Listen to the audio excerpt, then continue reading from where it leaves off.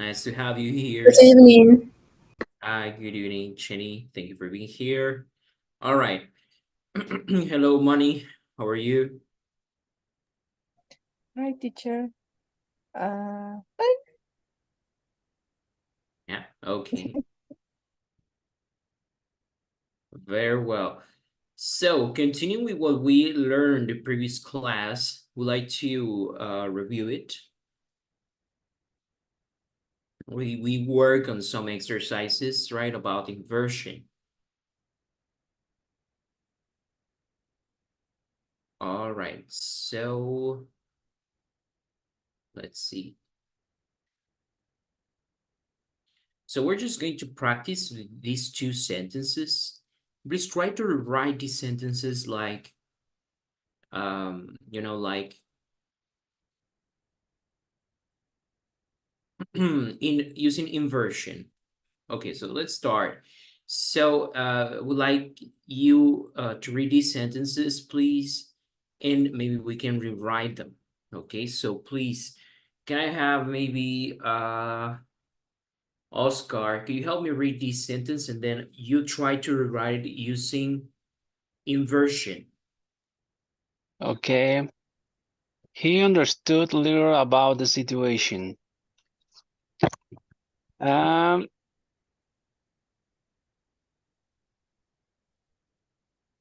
uh, You need to take first the adverb, yeah, it's little little.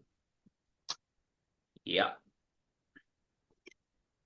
understood Mhm. little understood. Mm, Here you need to write the auxiliary verb Do he? to make it more emphatic, Does. but it's in past. Okay. Little did Little did. he understood. Little did he.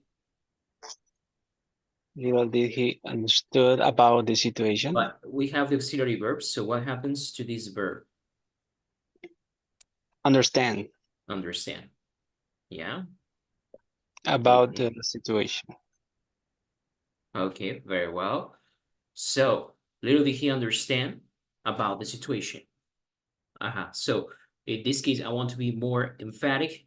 I could say, starting with the auxiliary verb, say, little did he understand about the situation. It also gives this drama effect where the suspense makes you wait for what is going to happen next. I don't know if you are into writing. There's some people who like writing.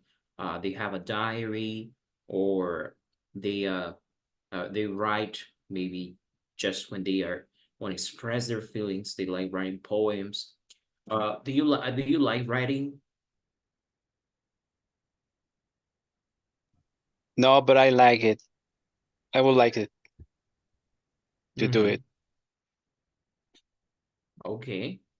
Does any of you have this writing part of yourselves? Like maybe we could even call it like an introvert part, but you can express yourselves very well while writing.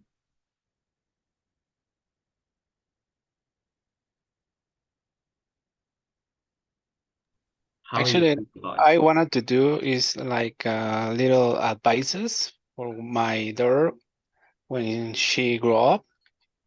She Mhm. can read Like it. a manual, Yeah, like a life manual.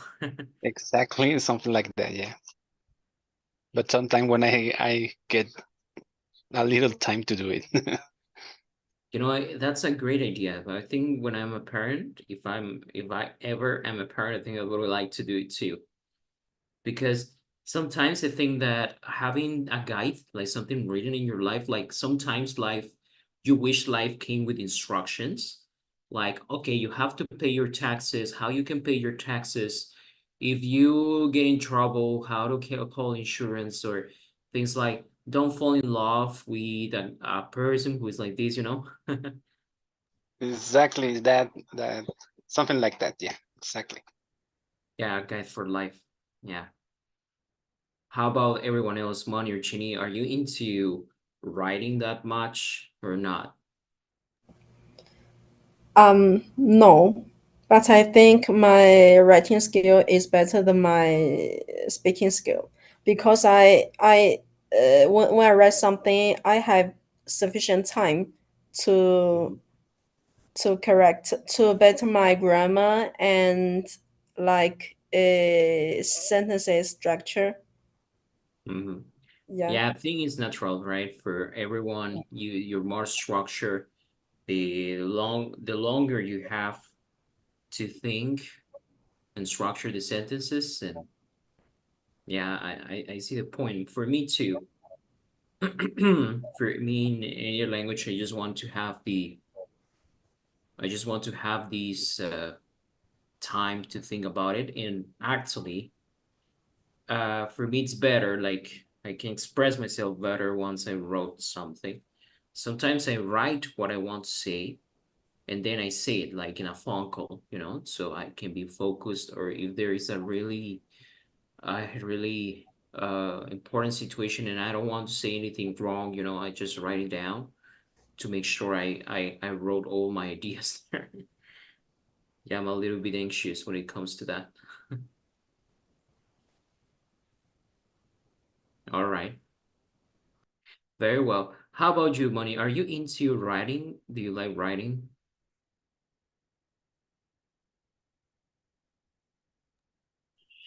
No entiendo bien. Do you like writing?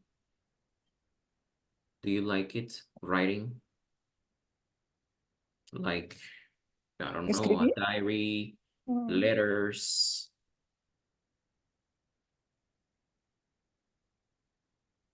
que si me gusta How escribir. you can, yes. Oh, ah, um, yeah, but for my work, I writing too much, Mm-hmm. but more in uh, computers.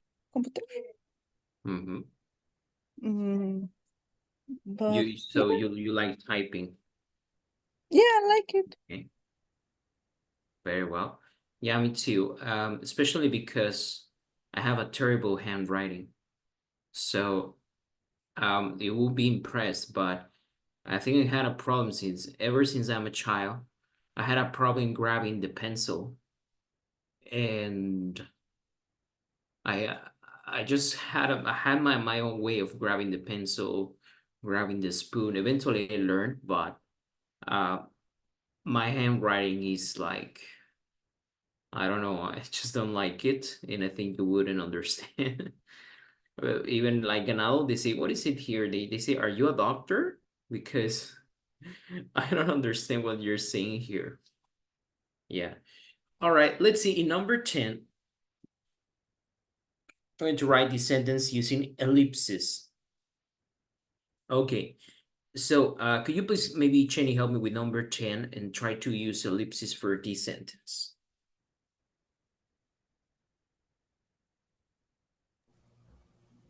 Um. Uh. I need to rewrite this sentence into a question. Are you asking? No. You need to, well, you read this sentence and you just rewrite it using inversion. Inversion. Mhm. In this case, you would start the sentence using on no account, like we did here, Here we have, he understood little about the Ah, situation. like no, like should no should on no account like shouldn't. Mm-hmm.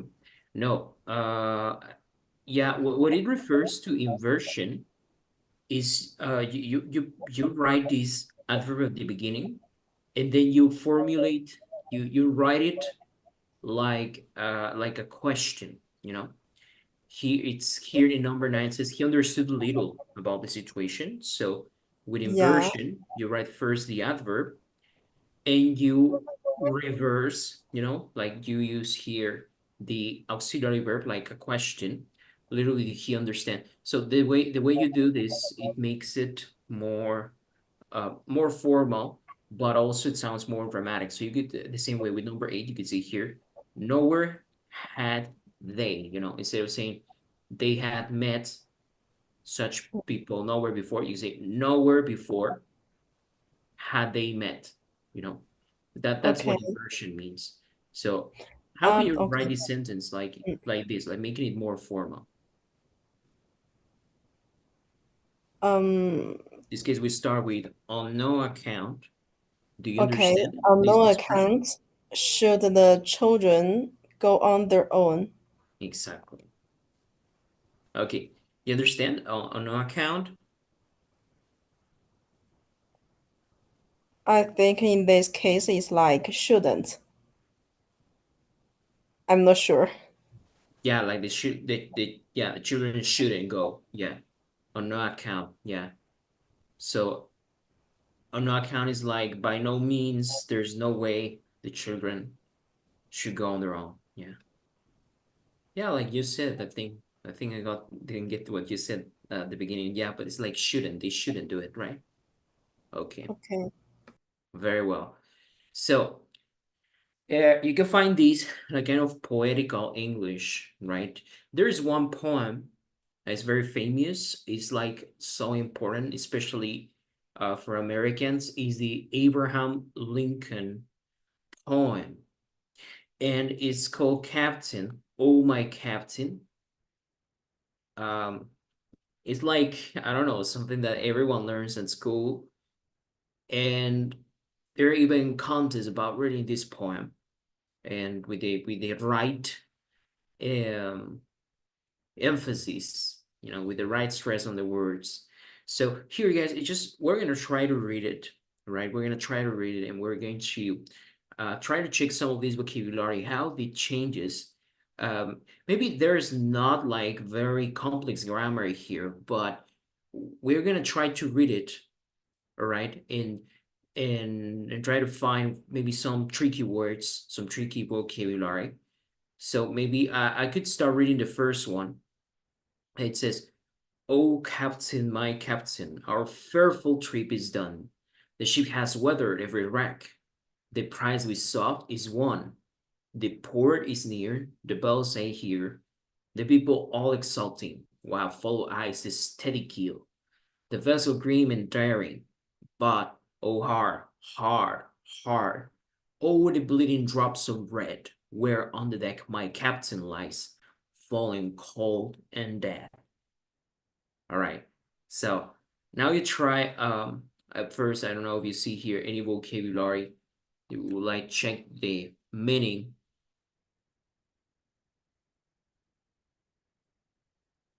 We have one thing here. We'd like you to see how sometimes, in English, we create verbs out of words that are not verbs, like in this case, weather. We know weather, right? Like the climate. But here the sentence says, the ship has weathered every wreck.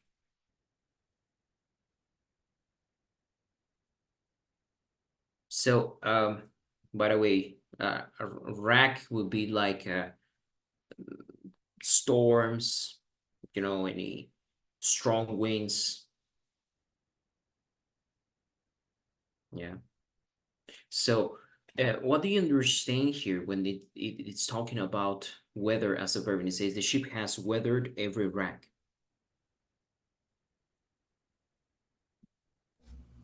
Maybe it means the ship has experienced every rock. Yeah. So it's experience and also like it overcame every wreck. So Overcome. exactly. So in this case, weather will be used like overcome. Okay. Yeah.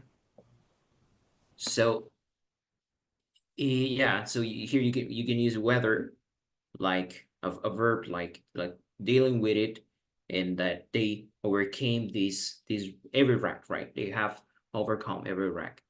Okay. So it happens very often. You get sometimes some like I don't know, I could tell about toy, right? So toy is it's a noun, but you can also use toy as a verb.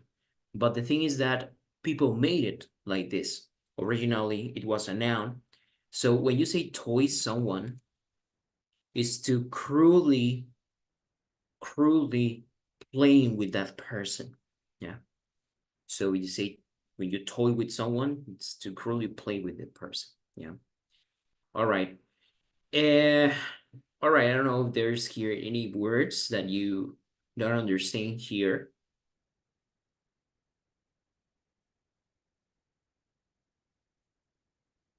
Here, for example, they mention different parts of a sheep. Like for example, the keel. You know, this is part of the sheep. But all right. So you know they're talking about the captain, but actually it's a reference to Abraham Lincoln. Yeah, so they made this poem like comparing him to a captain. Sorry, teacher, I have a question. What does it mean? Follow ice. Well, follow ice, the steady keel. So yeah, this is one of the other examples, right? So follow usually is the verb, right? But here we're using like an adjective. Yeah.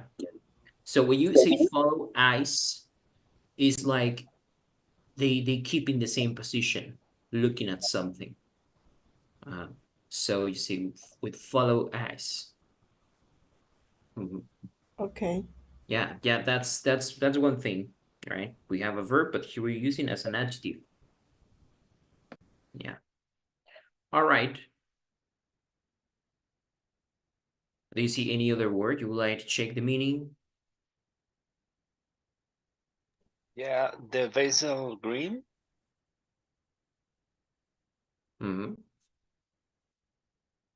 Vessel green. So it's another part of the ship here. So the vessel is this like clothing, the how to explain the vessels, the ships um use. Okay, I don't want to write it, but it's not this kind of ship, you know? It's this one.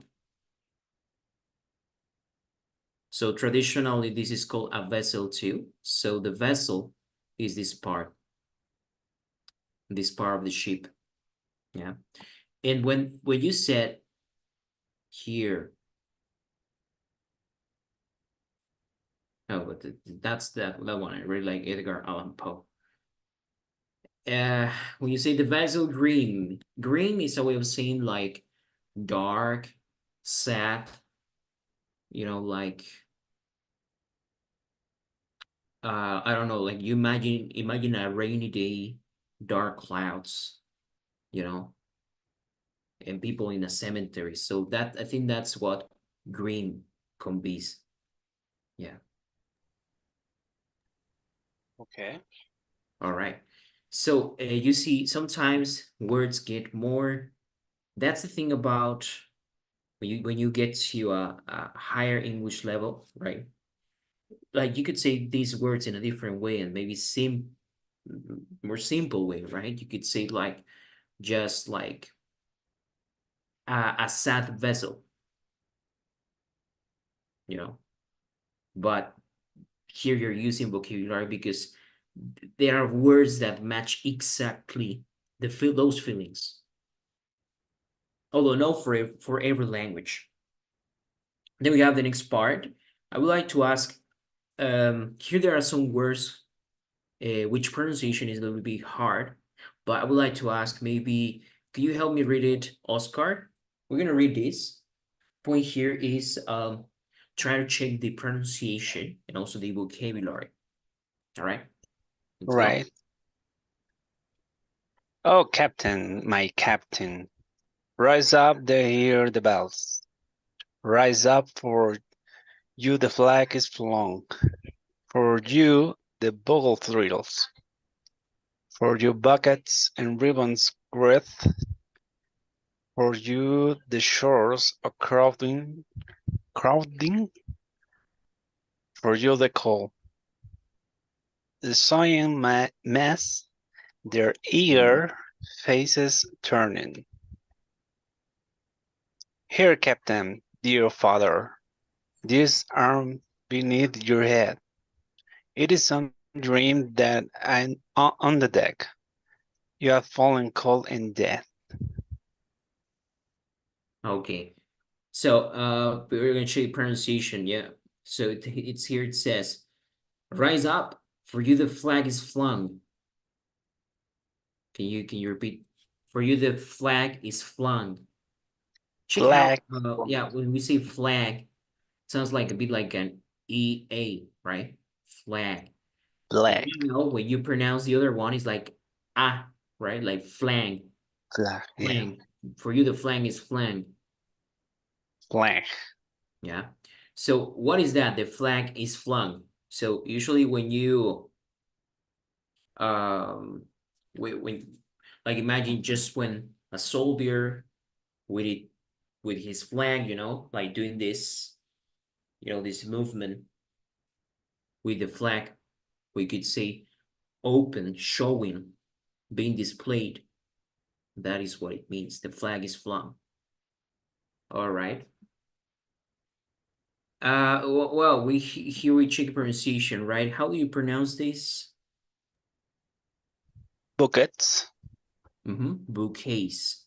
bouquets. Bouquets. Yeah, bouquets. With the sound of the T, bouquets. Without T. Without Without T, T, yeah. Bouquets.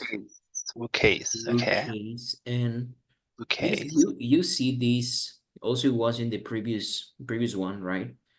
It's written this apostrophe. So as you know, the apostrophe is written when something's missing. For example, here we just missing the E, just like here, we're missing the E as well, right? Rebound, rats. Okay. And what is crowding? Why written like this? I think you get it, but just to make sure, what is the meaning of this? Why written like this?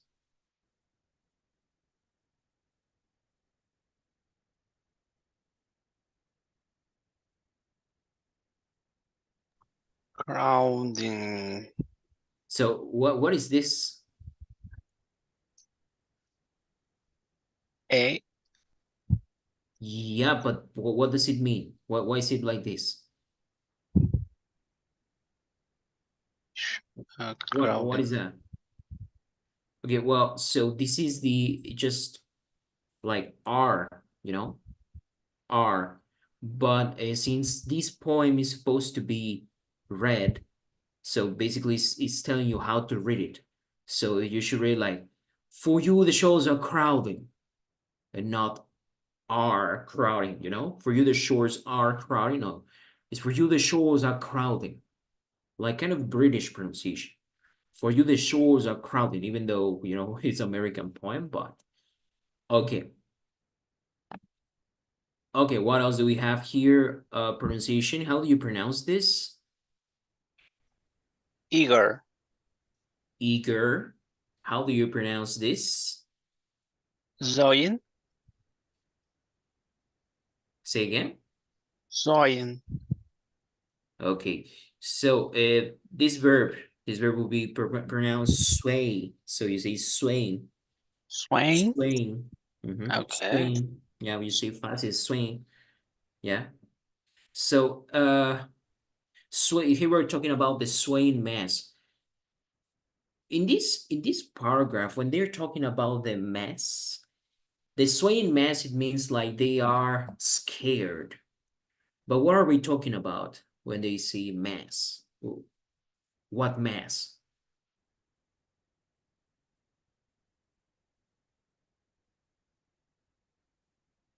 What does it refer to? Like the waves. Well, it's a theory, you know?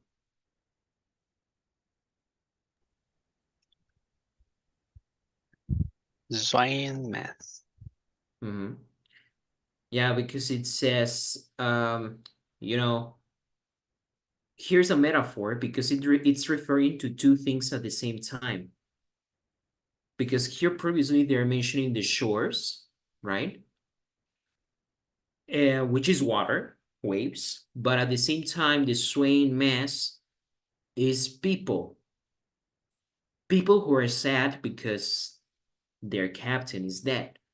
That's why they say they're eager faces, which in this case you could say, but you see, waves and water don't have faces. So, like making this analysis right, we could say they're talking about people and referring to these people and comparing them to the uh to waves, unease and swaying and anxious people, saying, "Here, Captain, dear father, this arm beneath your head. It is some dream that on the deck you've fallen cold and dead." Right? Oh, it's a beautiful, beautiful thing. Okay. Then we have here other thing, right? Is ribbon, because a ribbon, I think you know what a ribbon is, but ribbon here is being used as a verb. So what do you think it means when they say, like, making the analysis of this poem, when you say, "For you bouquets and ribbon wreaths"? For you bouquets and ribbon wreaths. So what is that?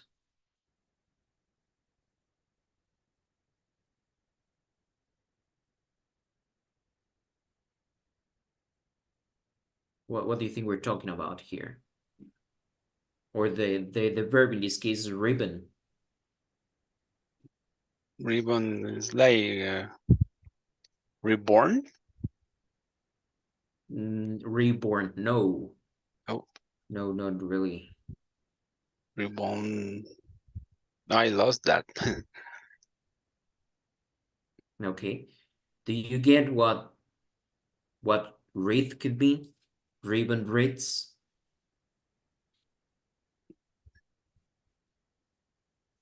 It's I don't know that the word. Yeah. So the wreaths are like kind of well, not a crown, but similar. For example, Jesus, the one from the Bible, he had one, but made of it was a wreath made of pines. Okay. Yeah, those are wreaths. Yeah.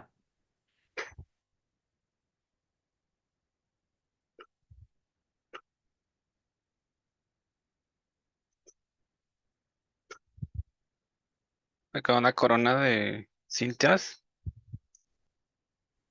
No, because in this case, ribbon, yeah, ribbon is like you said, like a cinta, but no, in this case, is used as a verb. In this case, in past participle.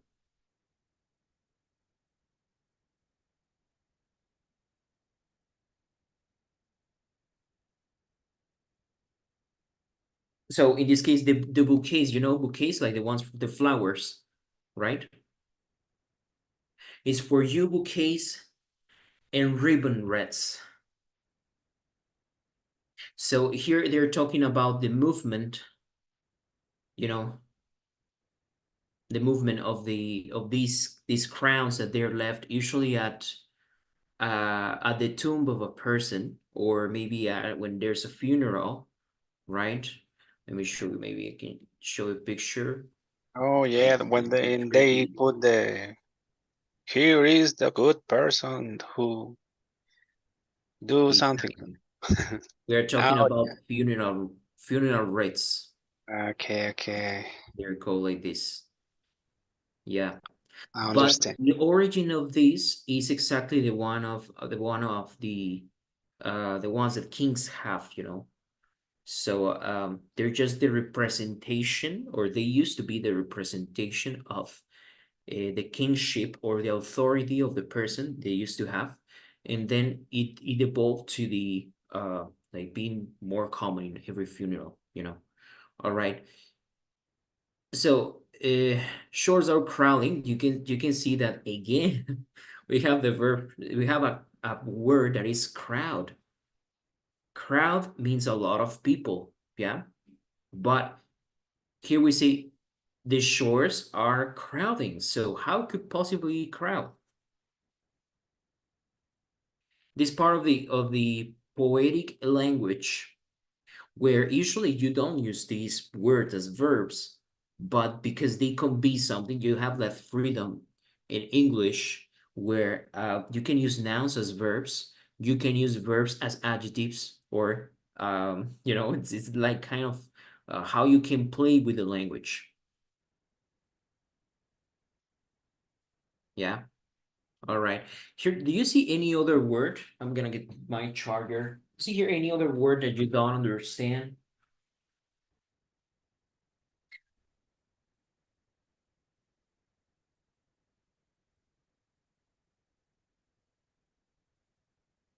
Check if you see any word you would like to know the meaning, or maybe we can analyze one phrase specifically.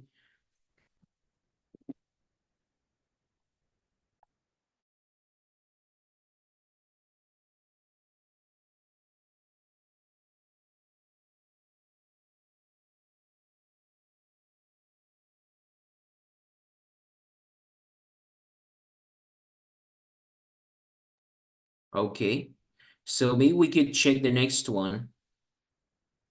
And we're gonna read the last paragraph. Maybe, I don't know. Okay, maybe I could ask Chenny, could you help me read this last paragraph, please? Okay. My captain does not answer. His lips are pale and still. My father does not feel my arm.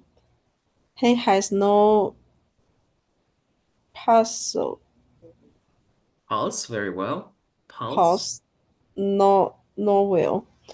The ship is anchored, safe and sound.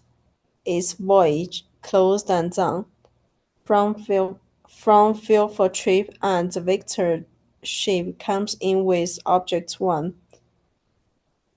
Ex- Exude or shores, and the ring or bells.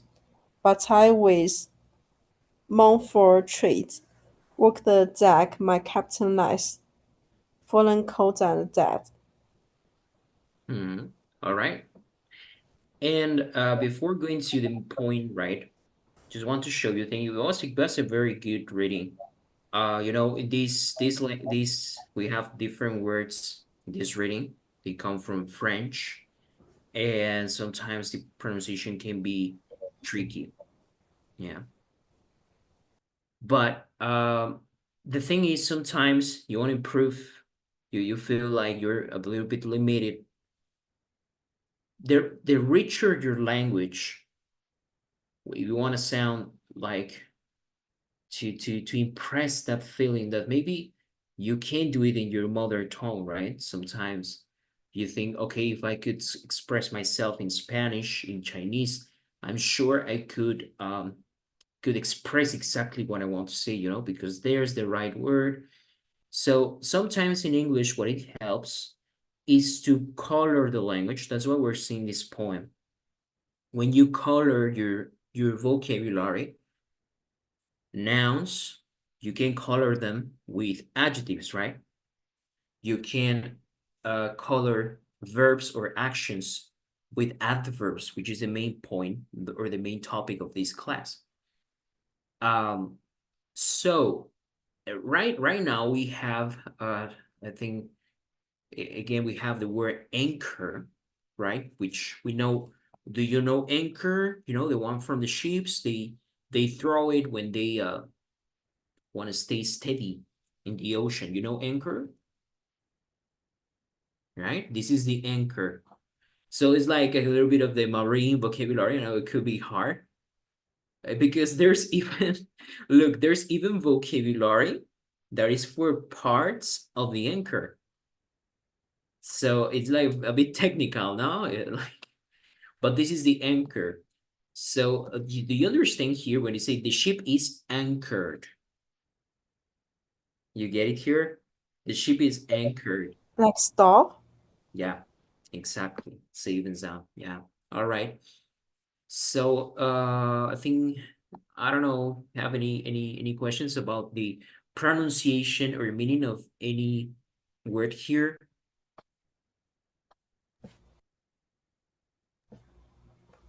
Uh, there is a word I don't know how to pronounce, and I don't know its meaning. Mm-hmm. Exult.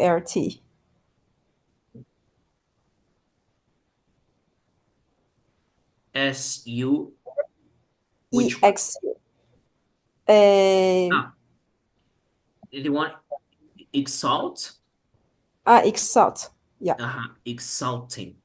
Yeah. Exalting. Yeah. So exalting is like giving praise to someone, like especially king, you know? Okay. Mm-hmm.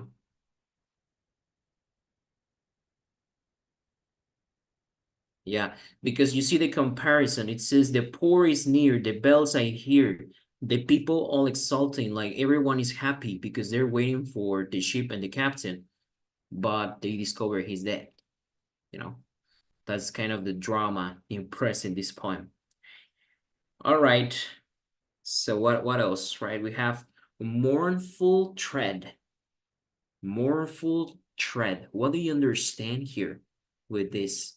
What does it mean? But I with mournful tread. So, which is a noun.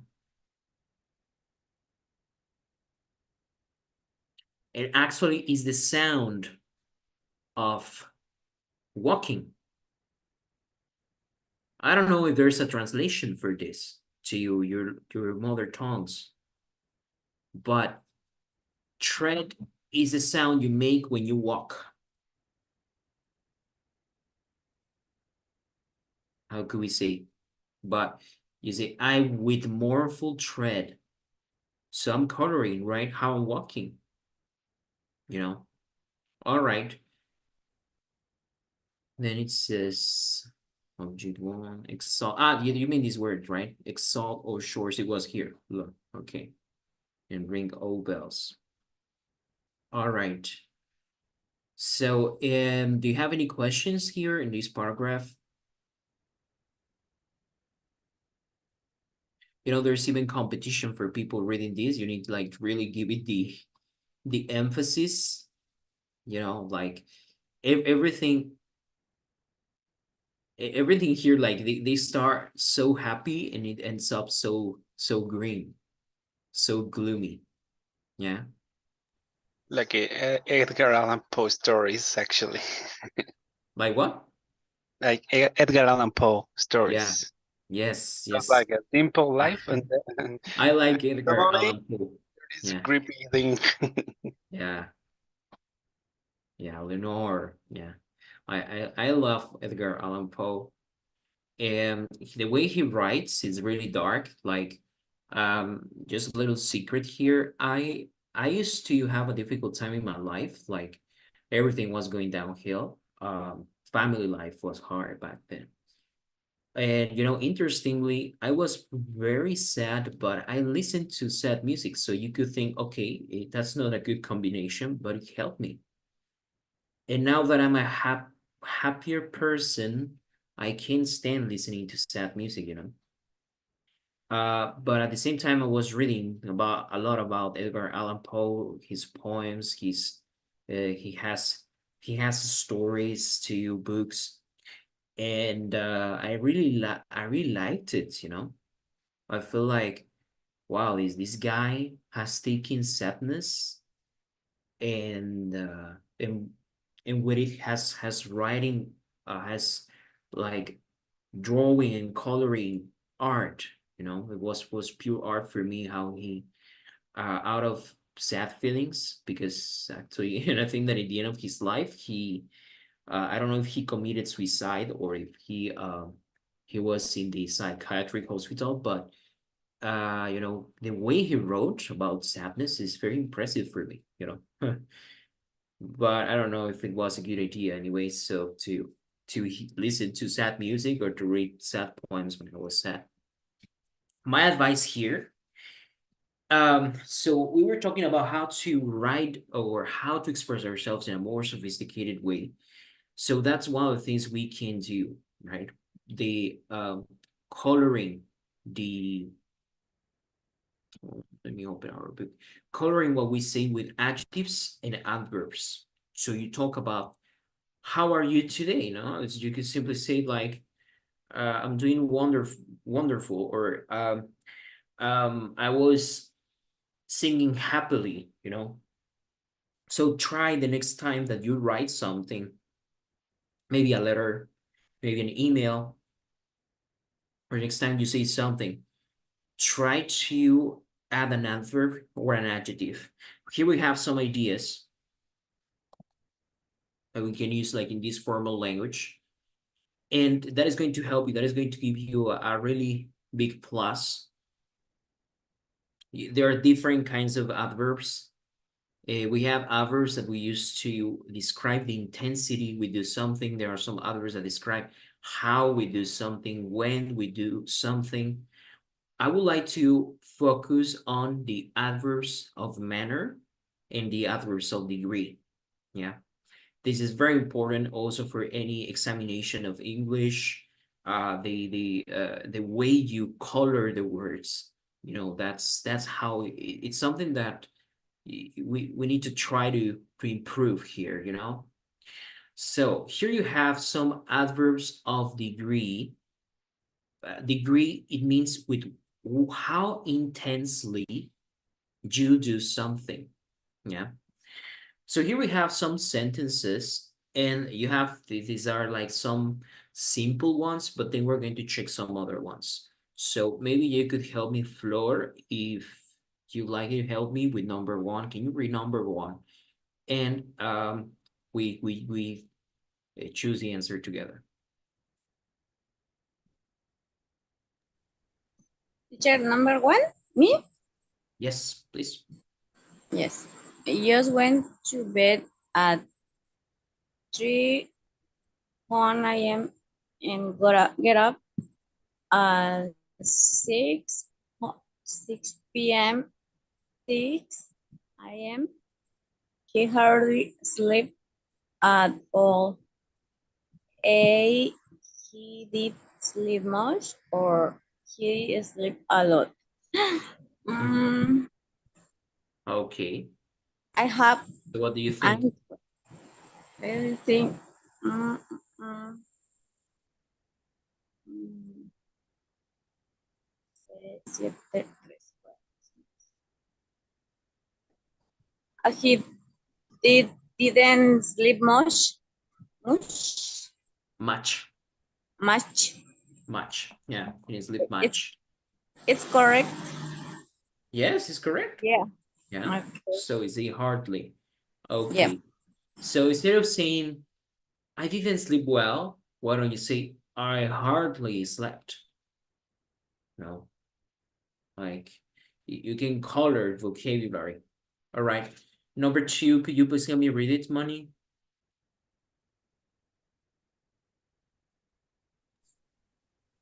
Yep. Sandra makes 10 an hour. Vicky makes 12 an hour. Yeah, I hope don't they're see. dollars, if not, they're $10. okay. Yeah, Okay. I hope so, yeah. Mhm.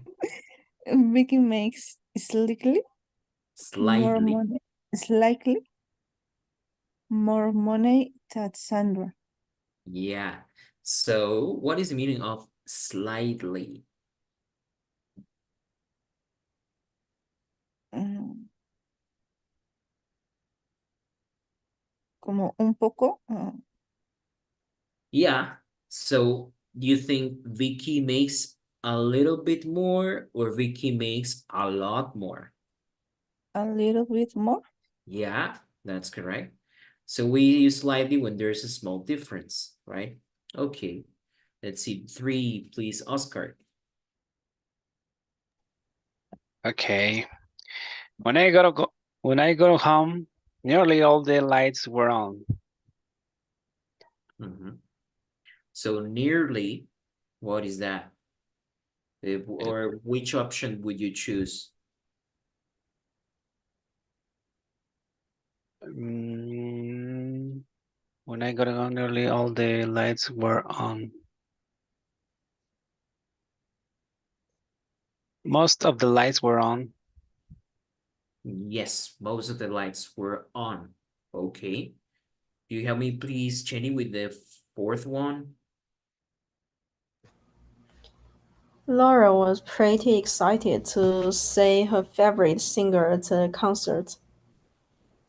Hmm. She was excited. Yeah, okay. Yeah, I would say pretty. Some students, like, for them it's hilarious that pretty, it's beautiful. So sometimes they're confused. Okay, very well. Please help me, Flor, with five. Bye. Martin, Mhm. who is on two different soccer teams, is a viral good player. Mhm.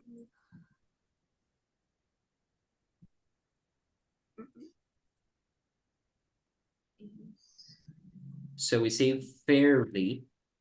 Fairly. What is Fairly. fairly? Fairly. Say So fair. fairly is like good, but not wow.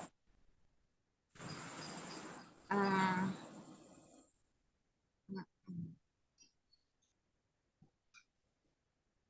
she is good at soccer.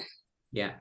So what am I saying this? Yeah, every time you use fairly, it's like a kind of modest way. You say he's a fairly good player, so yeah, he's really good, but you just want to be modest. So you limit. Yeah. Mhm. Yeah. All right. So yeah, when you Thank say fairly, yeah, usually it means like good, but not the most surprising. Then we have some other adverbs that you can use. I want just to pause here.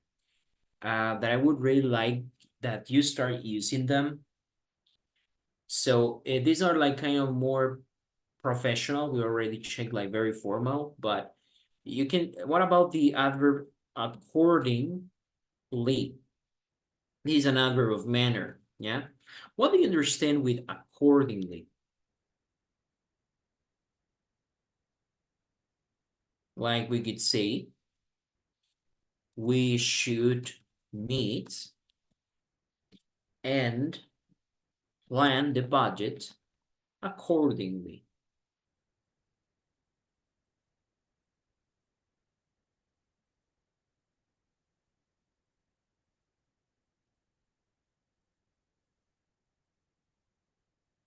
Or we will discuss it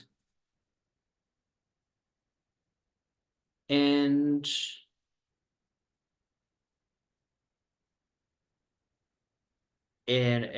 talk about each point accordingly. If someone tells you, let's do this accordingly, what do you understand?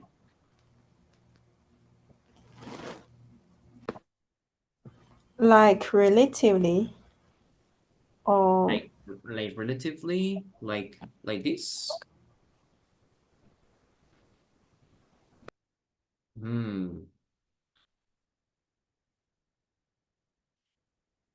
So accordingly, it's according to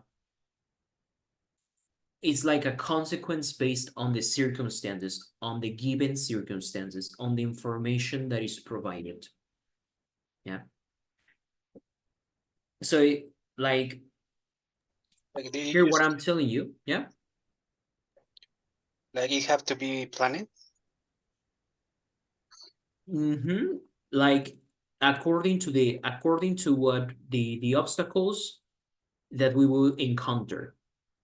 Remember that the adverbs, in this case, these adverbs of manner, they answer to the question how you do something. So here we say plan the budget accordingly. So how do you plan the budget? We plan it accordingly. So we plan it according to the circumstances to like if there is a problem, we will see it at the moment. you know. If there is anything that comes to our minds, we will see it at that time.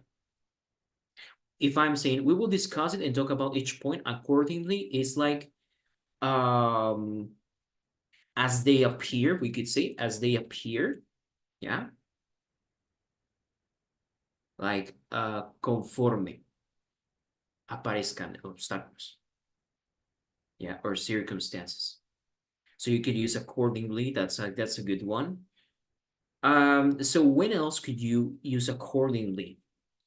So all right, let's say that you don't have the information at the moment, but you will have it at that moment. So you would say we will do it accordingly. Yeah. So it's like doing it in a correct way, given the information or circumstances which are currently unknown. Yeah. So that's how you could use accordingly. Now, what if someone says, let's say, and we use the word is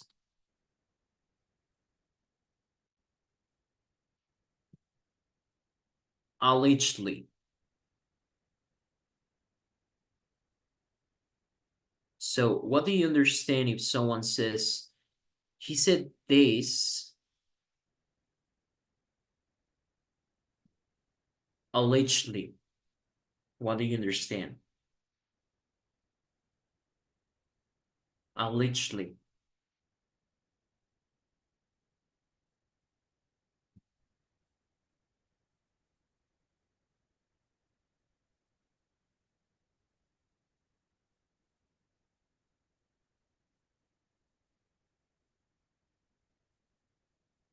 Have you ever heard this expression? Me and I don't understand. I don't know. Okay. I'm gonna write example. Allegedly. So we could say, they accused me allegedly of stealing. They accused me allegedly of stealing. So is it true? Am I sure? I mean, are they sure of what they're saying? Like injustamente.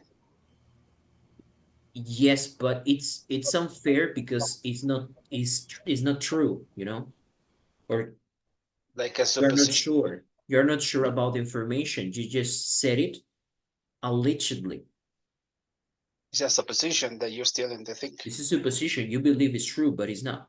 Or it could Okay. be, but you just think it's like supposedly, you know?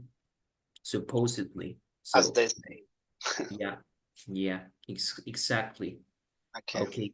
You could also use like explicitly,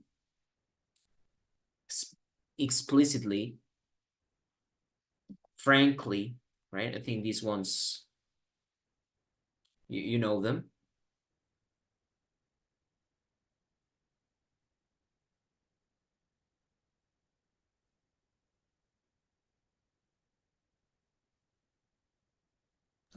I think frankly is like to say something directly. Yeah, exactly. That's one you could use too.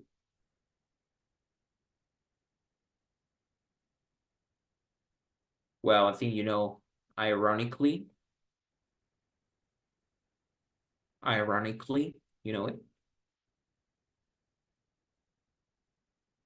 Like irony, right? Irony. Do you know namely?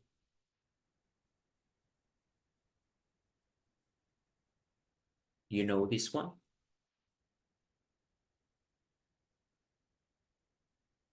I will give you an example.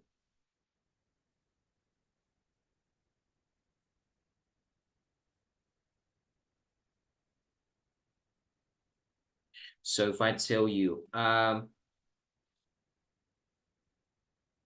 the namely car, I don't know, or the namely, like thinking about professional way, the namely report will be,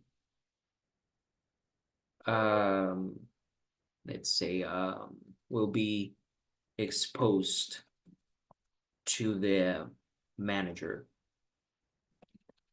The namely report will be exposed to the manager. So you use namely like when you already mentioned it before. Yeah. So the report that we mentioned before, the namely report. Yeah. The This thing is that this. you speak before, or you know that it's you, everybody knows that it exists. Yeah. Yeah, it's Okay. like you mentioned before, everyone knows what you're talking about. About Yeah. the theme. Okay, perfect. Mhm. I get. What do you think about someone who drinks overly?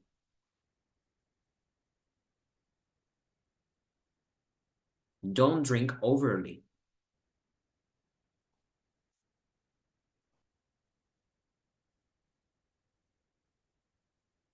Don't drink overly. Don't drink a lot. Yeah. Oh yeah. Okay. What about, yeah, don't drink a lot. But if you see, you can say, when you say overly, you sound, let's say, more advanced. Yeah. Okay. Yeah. How about saying partially?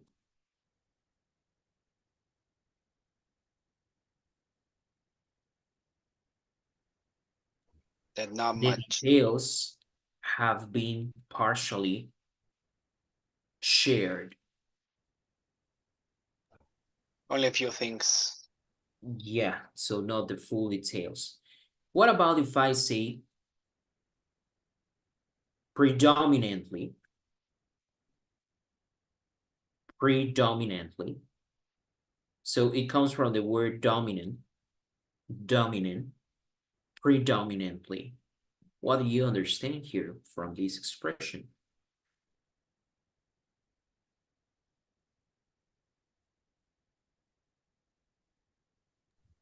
The thing that you see more than other thing. Maybe it means more important, Yeah, yeah, like principle. the most important, like what it's the most seen, right? So I don't know, the same example about details. The details, the um, the shared details have been predominantly